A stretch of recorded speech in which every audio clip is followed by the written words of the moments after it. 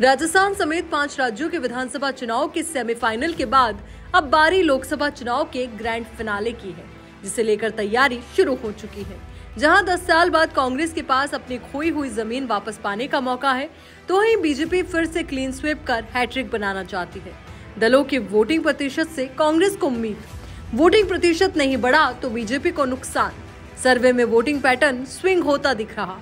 वैसे विधानसभा चुनाव में कांग्रेस को हार का सामना करना पड़ा, लेकिन दलों के पक्ष में वोटिंग प्रतिशत यही रहता है, तो कांग्रेस राजस्थान में 10 सीटें जीतने में कामयाब हो सकती है। और अगर बीजेपी वोटिंग प्रतिशत बढ़ाने में कामयाब नहीं हुई तो 15 सीटें उसके खाते में जा सकती है। लेकिन एक सर्वे के मुताबिक वोटिंग पैटर्न स्विंग करता दिखाई दे रहा है। ऐसे में इसका सीधा फायदा बीजेपी को मिल सकता है।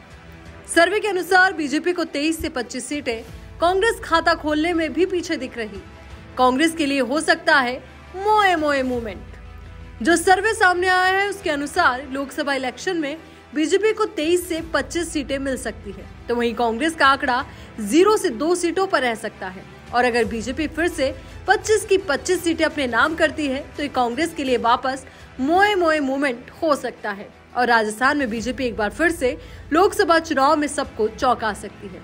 गौरतलब है कि लोकसभा चुनाव मार्च के अंत या अप्रैल में शुरू हो सकते हैं, जिसके नतीजे मई के मध्य तक आ सकते हैं। इस चुनाव के लिए बीजेपी और कांग्रेस दोनों ही पार्टियां पूरी जोर शोर से तैयारी में जुट गई है। ऐसे में माना जा रहा है कि आगामी कुछ दिनों में दोनों ही पार्टियां अपने अपने स्तर पर ट्रेंड सेट करना चाहेगी, जिसकी बदौलत उन्हें लोकसभा चुनाव में जीत हासिल हो।